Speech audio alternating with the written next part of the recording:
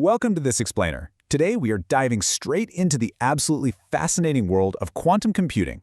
We're going to take this topic from what often feels like an intimidating futuristic buzzword and break it down into concrete reality. There's a lot of hype out there, sure, but by leaning on the latest 2026 data and research, we're going to see exactly where the science is right now, how researchers are overcoming massive engineering bottlenecks, and what it all means for our digital future.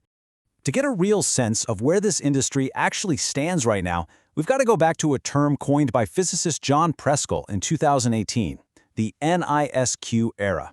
NISQ stands for Noisy Intermediate Scale Quantum, and it perfectly captures the transitional phase we're living through today. We've advanced way past early theoretical models, but we haven't quite reached the stage of flawless, massive-scale quantum machines either. So here's our roadmap for this explainer. We'll cover 1. Decoding the quantum promise. 2. The noisy NSQ era. 3. Fixing the error bottleneck. 4. Programming quantum computers. And 5. The state of the industry in 2026. Let's see how we're navigating from fragile physics to a booming industry. All right, Section 1, the quantum promise, decoding the potential. The contrast between classical and quantum computing is literally night and day. You know, classical bits. Every email, every video, every simulation you run is processed using definitive zeros and ones.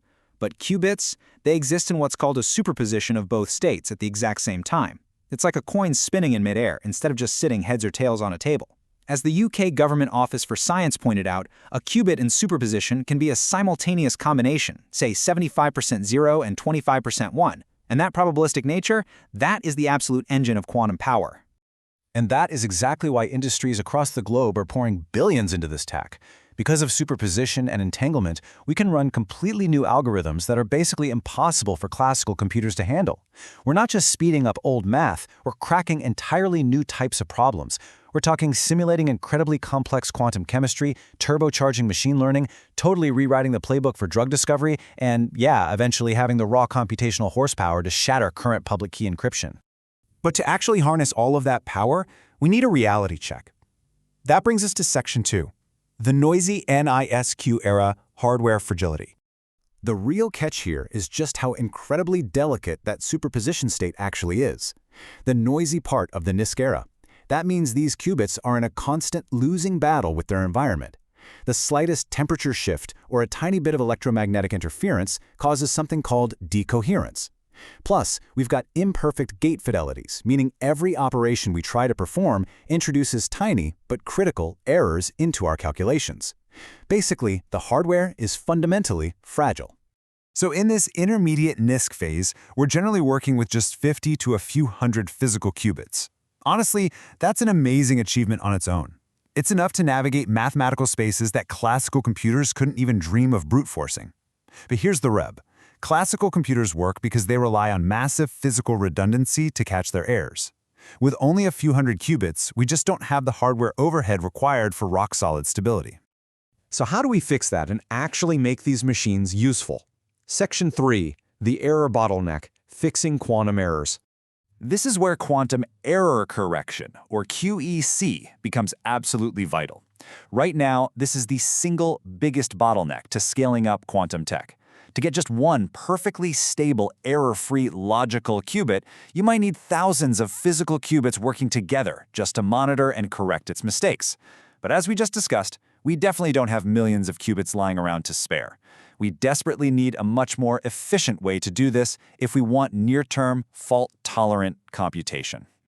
Well, a recent paper by researchers Junichi Haruna and Keisuke Fujii proposes a brilliant hierarchical scheme to tackle this exact bottleneck.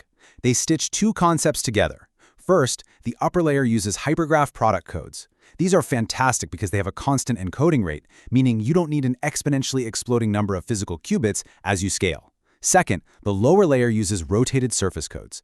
This is a total game changer because most of today's platforms, like superconducting qubits, only allow nearest neighbor connections. They can't just talk to qubits on the other side of the chip. Finally, they tie it all together with advanced soft decision decoding algorithms to accurately predict and correct those errors. And the results of this new hierarchical architecture are seriously impressive. Traditional rotated surface codes, their encoding rate drops off a cliff as you scale up. But Haruna and Fujii's model keeps that rate constant while maintaining that crucial nearest neighbor hardware compatibility. Even better, their explicit numerical simulations prove that when you use 16 or more logical qubits and a code distance of 25 or higher, this new setup actually outperforms traditional surface codes in suppressing errors. This is assuming the physical error rate is around 10 to the -2 or better. Honestly, this is a massive leap forward for resource-efficient quantum computing. With highly advanced error correction steadily clearing the path for more stable hardware, we arrive at Section 4, Quantum Programming, Writing the Code. You'd think programming one of these probabilistic machines would require some sort of completely alien syntax, right? But it's surprisingly accessible. Developers are using specialized quantum languages that plug right into classical programming foundations you probably already know. Take Qiskit and Cirq. They're heavily Python-based, making it incredibly popular and easy to write quantum circuits using gates like Hadamard or CNOT. Then you've got Quipper, which builds on Haskell, and Q#, which is Microsoft's dedicated language. Because the programs are probabilistic, you basically write the code to manipulate the superposition and entanglement of the qubits and then measure the output repeatedly as it collapses into a definite state. And here is the kicker. You don't even need a quantum computer sitting in your living room to start doing this. The industry has firmly moved to a cloud-first model. Platforms like BlueQubit bring these capabilities directly to your laptop. They give you access to ridiculously fast simulators to test your code, and then they actually let you run those algorithms on real, physical quantum hardware from providers like IBM or Google, available right over the cloud today. All of these breakthroughs, from hardware to error correction to cloud programming, lead us to the big picture view. Section 5, State of the Industry 2026 and beyond. Looking at the extensive 2026 report from the Quantum Economic Development Consortium, or QEDC, the maturation of this industry is undeniable. We've officially moved out of the university basements. This is no longer just niche academic research. It has evolved into a robust, commercial supply chain. We're seeing a massive explosion of pure-play quantum companies, a highly specialized workforce spinning up, and huge injections of both public and private funding pouring in all over the world. A few major catalysts really ignited this recent commercial surge. On top of all the continued technical leaps we just talked about, the United Nations officially designated 2025 as the International Year of Quantum Science and Technology. Throw in the 2025 Nobel Prize in Physics being awarded specifically for quantum physics experiments, and the result is that policymakers and institutions globally have moved quantum tech to the absolute top of their innovation agendas. It's now universally recognized as a technology of vital strategic importance. But that strategic importance leaves us at a profound crossroads. We've seen how fast researchers are fixing the error correction bottleneck, and we've seen how quickly this global industry is scaling up and becoming accessible via the cloud. The timeline for a cryptographically relevant quantum computer is shrinking fast. So we really have to ask ourselves, when these fault-tolerant machines finally reach their full potential and shatter our classical defenses, will our current digital world actually be ready? It's a question every industry leader and policymaker needs to be thinking about right now. Thank you for joining me for this explainer, and I highly encourage you to keep exploring this rapidly evolving frontier.